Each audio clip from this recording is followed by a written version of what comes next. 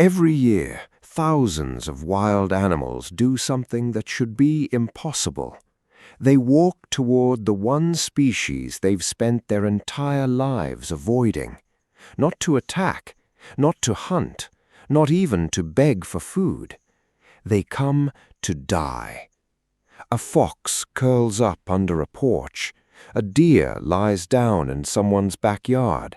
A whale beaches itself within sight of a fishing village. Crows have been seen perching on windowsills for days, watching a single house before they are found dead nearby.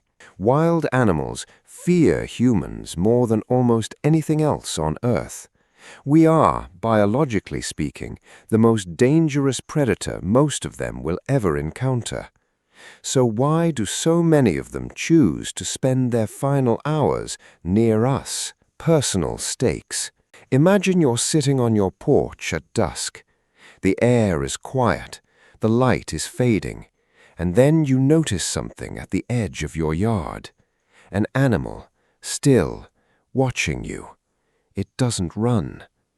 That's the first sign something is wrong, because every instinct in that creature's body should be screaming at it to disappear into the trees the moment it sees you.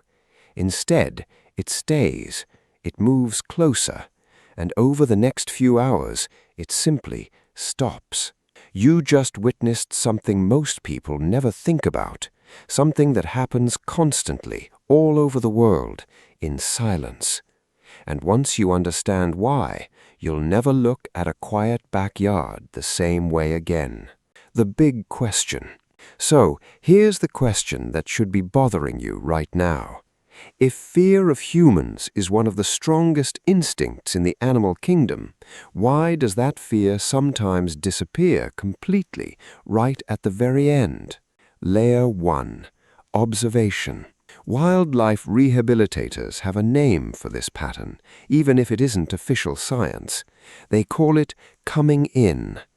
Animals that never approached a house in their lives, foxes, deer, owls, even bobcats, are found near human dwellings in their final days, sometimes their final hours.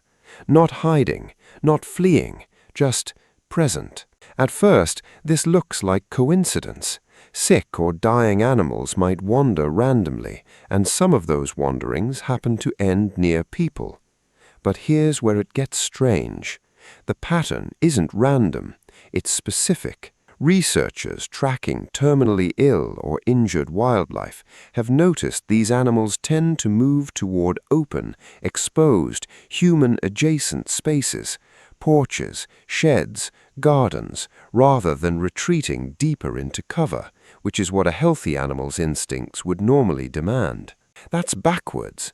An injured or dying animal should want to hide. Concealment is survival. Exposure is death. So why are they doing the opposite? Layer 2. New question. The answer starts with something most people have never considered. Dying is not just a biological event, it's a behavioral one. When an animal's body begins shutting down, its brain doesn't just experience pain or weakness, it experiences a cascade of changing priorities. The instincts that ruled its entire life, territory, hunting, reproduction, fear, start to lose their grip, and the first instinct to fade is the fear of us. That's only part of the story. Layer 3. The deeper mechanism. Scientists studying predator avoidance behavior have found something unsettling. Fear isn't a personality trait, it's a resource. It's expensive, biologically speaking.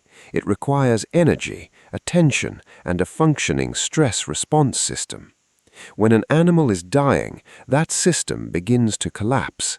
The amygdala, the brain region responsible for triggering fear and flight responses, starts losing its ability to override other signals, which means a dying animal isn't being brave, it's running out of the biological capacity to be afraid. That single fact reframes everything. The fox under your porch isn't trusting you, It's not seeking comfort in the way we understand comfort.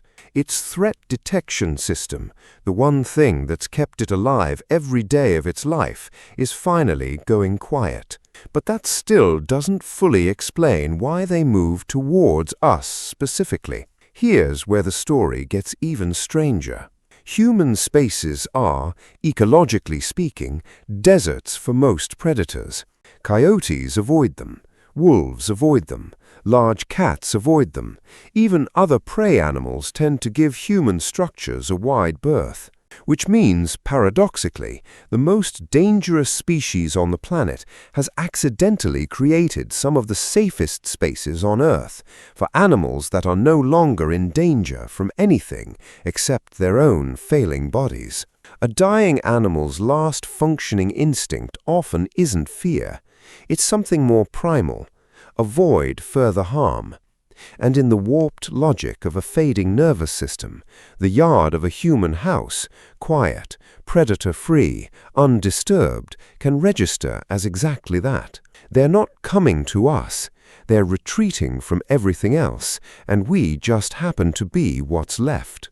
That sounds almost comforting, but there's another piece to this that researchers find harder to explain.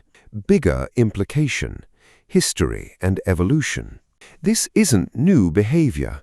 It's ancient. Anthropologists studying the earliest relationships between humans and wild animals have found evidence in cave art, in oral traditions across dozens of unrelated cultures, from indigenous communities in North America to rural villages in Japan, of animals appearing near human settlements, specifically in their final days. The stories are strikingly similar across cultures that had no contact with each other. Some early human societies didn't see this as biology. They saw it as trust, as a final message, as an animal choosing, somehow, to not die alone. We now know the mechanism is more about a shutting down nervous system than a conscious choice. But here's the unsettling part. The two explanations aren't actually in conflict, because consciousness itself in any animal is built on threat detection. Strip away the fear, and what's left underneath isn't nothing.